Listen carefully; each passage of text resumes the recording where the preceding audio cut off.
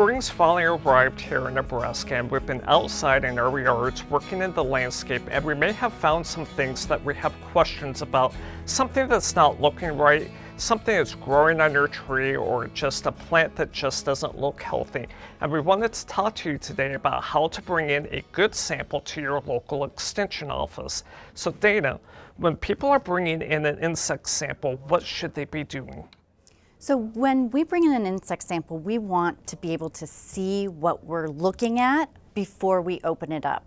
So as you can see here before me, Tupperware containers are a good choice, as are empty pill bottles.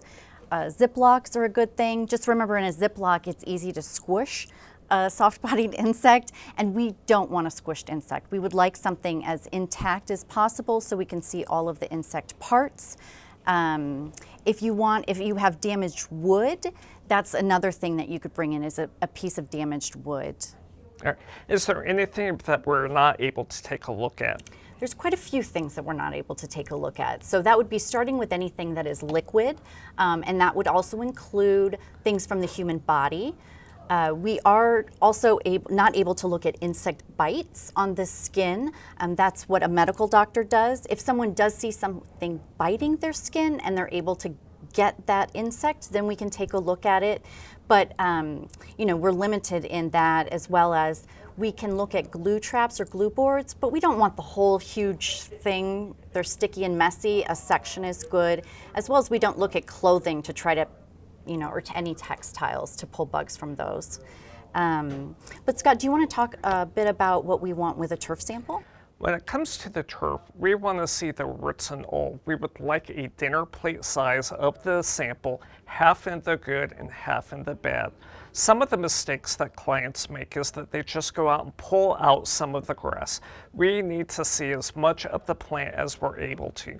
So bring it in. We will give it back to you so that way you can stick it back in the lawn.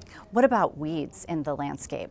When it comes to weeds in the landscape, a photograph is ideal. We can take a good look at that. It really helps if it's in flower. It just really narrows things down. You're welcome to bring in the weeds. Again, bring as much of the plant as you can. The flowers, the stem, the root if you want to. It just makes the diagnostic process a little bit easier. It also needs to be fresh. We don't want a sample that's been on the dashboard for a couple days. Something that's fresh out of the ground makes it a lot easier for us to work at. So Dana, when it comes to trees and shrubs, what's a good sample for a tree and shrub? I have a sample here of something that is not a good sample. This is a dead twig. And with a tree and shrub sample, we like something that's 12 to 18 inches long, has, as you mentioned before, the good and bad components, additional photographs of the overall form of trees, how they're planted, lots of, as many components as we can see as possible is helpful. And when it comes to plants that might have a disease, we want something, again, a fresh sample and something that represents as much of the plant as possible. So put that in a good, again, a clear plastic bag so we can take a look at it. We do have limitations that we're not able to diagnose down to maybe an exact pathogen. When it comes to diagnostic diseases, we can narrow it down a lot of times, but if you do need a specific pathogen, we do recommend our clients working with the plant diagnostic lab. We've had previous backyard farmer segments on how to send in a sample, and you can find that information on our website.